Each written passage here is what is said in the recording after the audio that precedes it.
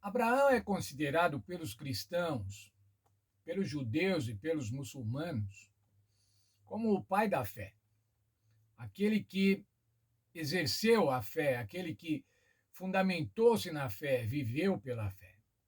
Mas será, irmãos, que Abraão teve uma fé inabalável? Será que ele nunca titubeou? Ele nunca perdeu um pouco desta fé? O Senhor chamou Abraão para sair da terra de Ur dos Caldeus, para sair da Babilônia, quando ele tinha 75 anos. Veja, irmãos, ele não era jovem, ele já era um ancião. E daí então o Senhor falou para ele sair, e ele saiu. Agora o Senhor voltou a falar com ele, sabe quando, irmãos? Quando ele tinha 86 anos. Portanto, 11 anos depois, nesses 11 anos, o Senhor não falou com Abraão. E Abraão agora recebeu de novo a mensagem, a palavra do Senhor, a promessa de um herdeiro. Gênesis 15, verso 4, ou melhor, Gênesis 15, versos 2 e 3. O Senhor falou que ele ia ser pai de nação, e ele agora falou: escuta, mas não tem me dado os filhos. O herdeiro vai ser um filho adotivo? Vai ser o Damasceno Eliezer? Veja a dúvida, irmãos. Como que ele ia ser pai de uma nação se o Senhor não dava a ele filhos? Ele estava questionando a Deus. E em Gênesis 15, 4, o Senhor diz a ele: veio a palavra do Senhor. Eliezer não será o teu herdeiro, mas aquele que das tuas entranhas sair será o teu herdeiro.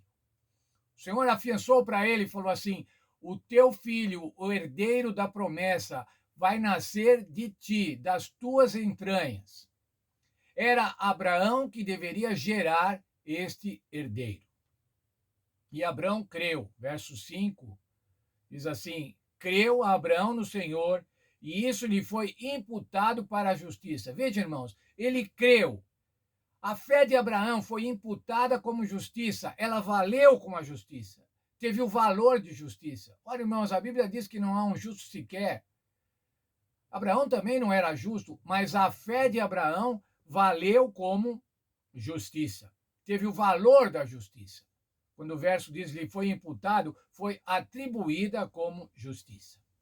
E agora então o Senhor vai formalizar o acordo.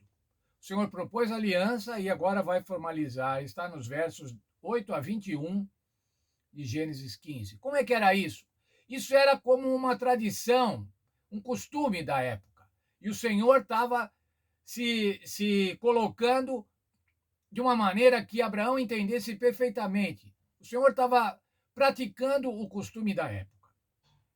Haviam que pegar animais, e ele falou, o Senhor falou, uma novilha, uma cabra, um carneiro, uma rolinha e um pombinho. Os animais maiores você vai cortar em duas metades, os outros não, mas vai colocar frente a frente, fazer um caminho entre as metades dos animais sacrificados. Esse tipo de acordo, esse tipo de formalismo, ou esse tipo de ritual, melhor dizendo, significava o seguinte: aqueles que faziam parte de um acordo deviam passar entre os animais, e se não cumprissem o acordo, eles seriam sacrificados conforme os animais estavam sacrificados naquela situação, naquela condição. Abraão viu que as aves de rapina vinham bicar esses animais que estavam dispostos. Isso significava, irmãos, o que Satanás faz com os filhos de Deus. E Abraão espantava, então. E agora, então, teve uma profecia sobre a nação futura. O Senhor falou para Abraão como é que seria essa nação, quais as características gerais dessa nação a qual ele seria o pai, a qual ele seria o patriarca. Vai ser uma nação peregrina, vai estar escrava por 400 anos. Depois ela vai ser libertada e vai prosperar e vai voltar para Canaã. Vai voltar para Canaã quando, irmãos? Quando a medida da iniquidade dos amorreus estivesse completa. O Senhor ia dar a terra a Abraão, a descendência de Abraão, a Israel, quando a medida dos amorreus já tivesse completa. Isso quer dizer, quando o Senhor não tivesse mais paciência com aquele povo ímpio. E dessa forma, então, como nós já vimos, os cananitas, não é, seriam excluídos daquela terra para que o Senhor a ocupasse com o povo de Deus, com o povo de Abraão. Abraão viu agora, então, à noite, um fogo passar entre aqueles animais. O que significava isso, irmãos? Isso significava que Deus estava passando entre os animais, se comprometendo a cumprir a promessa, se comprometendo a cumprir a profecia. Esse era um compromisso divino. Veja, irmãos, Abraão não passou entre os animais. Quem passou entre os animais foi Deus. Deus é que se comprometeu. Por isso que a profecia se cumpria, irmãos, se cumpriria, porque era um compromisso de Deus. Verso 18 de Gênesis 15. Naquele mesmo dia fez o Senhor uma aliança com Abraão, dizendo: a tua descendência dei a terra, desde o rio do Egito até o grande rio Eufrates. O Senhor estava dando os limites geográficos da terra. O rio do Egito, que era o rio Nilo, até o rio Eufrates, na Babilônia. Esta região da Palestina, do Oriente Médio, essa região é que o Senhor daria como promessa, o Senhor prometeu ao povo, aos descendentes de Abraão. Esses limites geográficos, irmãos, lembram os limites do Jardim do Éden, também nos rios. Lá, quando fala dos limites do Jardim do Éden, fala de 2 rios também, limites geográficos.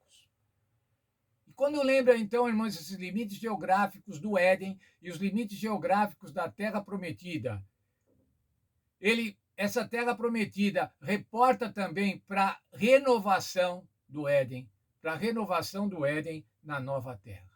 A promessa para Abraão era uma promessa para aqueles dias, mas ela também apontava para uma promessa futura, quando o Senhor restauraria a terra, restaurará a terra, para que os seus filhos, para que o seu povo, aqueles que são justificados pela fé, aqueles que creram, participem então desta nova terra.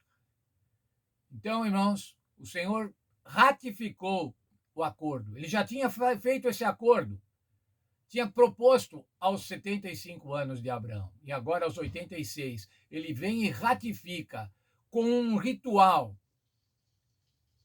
Ratifica esse acordo, dando a Abraão a garantia de que ele seria pai de uma grande nação.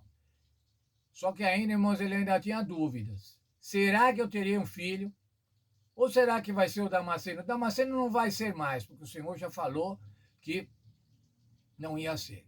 Nós vamos continuar, irmãos, vendo a história de Abraão e ver como é que ele se comportou a partir desse compromisso formal que o Senhor fez com ele.